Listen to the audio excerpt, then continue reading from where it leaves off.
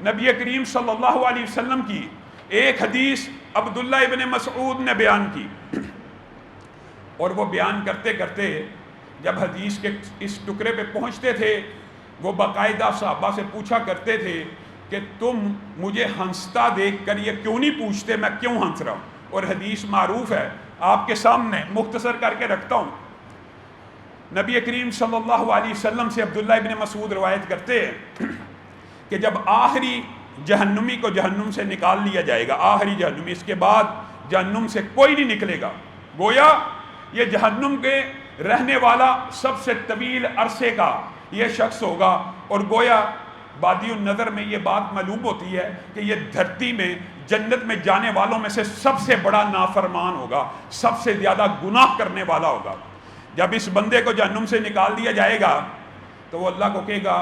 اے اللہ جو نعمت میرے اوپر ہوئی ہے مجھے لگتا ہے دنیا میں کسی انسان کے اوپر نہیں ہوئی، اتنے دردناک عذاب سے آپ نے مجھے نجات دے دی ہے، میں آپ کا شکریہ ادا کرتا ہوں۔ وہ سامنے مجھے ایک سایہ دار درخت نظر آتا ہے، آپ نے اتنے عذابوں سے نجات دی، عذاب بھگت بھگت کے تھک چکا تھا، اب آرام کرنے کا اگر وقت ہے تو وہ جو درخت ہے اس کے سائے میں جگہ مل جائے تو آپ کی بارگاہ میں کیا کمی آ جائے گی؟ اللہ اس کو کہیں گے ایک شرط پہ میں تجھے اس درخت کے نیچے جگہ دوں گا کہ تو میرے سے وعدہ کر لے، اس کے بعد سوال نہیں کرے گا۔ وہ بندہ اللہ سے وعدہ کرتا ہے اور اللہ کو تو معلوم ہے اس بندے نے وعدہ توڑنا ہے، کچھ عرصہ گزرتا ہے اس درخت کے نیچے، سامنے ایک بڑا درخت دیکھتا ہے، اس کا مطالبہ کرتا ہے، وہاں پہنچتا ہے، اللہ سے پھر وہی بارگیننگ کرتا ہے، اللہ کہتے ہیں وعدہ کر اس سے زیادہ نہیں مانگے گا۔ حدیث میں آتا ہے 3 درختوں کا ذکر بھی ہے اور متعدد درختوں کا ذکر بھی ہے۔ بالآخر اس آخری درخت کے قریب پہنچ جائے گا جو جنت کے دروازے کے اوپر لگا ہوگا، اس درخت کے نیچے پہنچ کے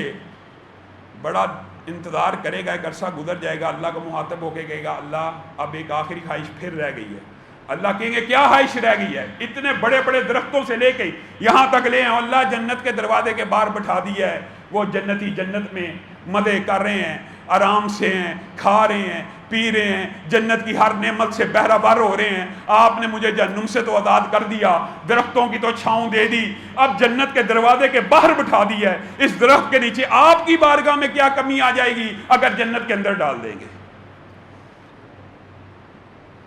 اللہ رب العزت اچانک اس کو کہے گا تو نے میرے سے ابھی کتنی مرتبہ وعدہ کیا، مزید کوئی سوال نہیں کرے گا؟ تجھے پتہ نا دنیا میں تو کتنا نافرمان بندہ تھا، تو نے دنیا کے اندر جو جو گناہ کیے تجھے علم ہے، ابھی بھی مانگنے سے بعد نہیں آتا، جا میں تجھے جنت نہیں دیتا۔ 2 روایات کے الفاظ ہیں، جنت سے 2 گنا بڑی، اس پوری جنت سے 2 گنا بڑی تجھے جنت عنایت کرتا ہوں۔ اور دوسری بات یہ ہے جو حدیث میں آتا ہے کہ یہ جو تو مانگ رہا ہے نا جنت کے اندر، تو تیرا جنت میں حصہ اتنا ہے کہ زمین و آسمان کی پیمائش کر لے، اس سے 10 گنا بڑی اکیلے تیری جنت ہے۔ جب اللہ تعالیٰ اچانک اس بات کا اعلان کریں گے وہ نافرمان ایسا ہوگا اس کو اللہ کی بات پہ یقین ہی نہیں آئے گا، کہے گا رب آپ اتنے بڑے رب ہیں، آپ اتنے بڑے خالق مالک ہیں، اپنے ایک بندے سے ٹھٹھا اور مذاق کرتے ہیں۔ اللہ رب العزت اس کے یہ الفاظ سن کر، حدیث کے جو الفاظ ہیں ان کے اوپر غور کیے، گویا یہ مسکرانا اللہ رب العزت کی بھی صفات میں شامل ہے۔ اللہ اس بندے کی اس بات سے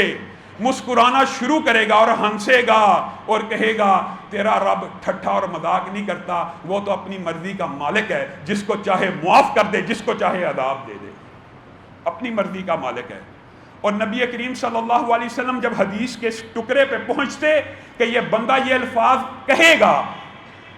کھلکھلا کے، کھلکھلانے سے مراد یہاں پہ آواز والی نہیں ہے، پورے ہونٹوں کو کھول کر ایسے ہنستے کہ آپ کی داڑھ مبارک نمایاں ہو جاتی، اور آپ صحابہ سے پوچھتے کہ آپ محمد صلی اللہ علیہ وسلم سے کیوں نہیں پوچھتے کہ محمد صلی اللہ علیہ وسلم کیوں اتنا ہنس رہے ہیں؟ جب صحابہ نے پوچھا تو نبی کریم نے بتایا اللہ رب العزت بھی اس بندے کی بات پہ ہنستا ہوگا تو میں محمد صلی اللہ علیہ وسلم بھی اس بات پہ ہنستا ہوں۔ اور عبداللہ ابن مسعود نے جب پوچھا انہوں نے بھی یہی الفاظ کہے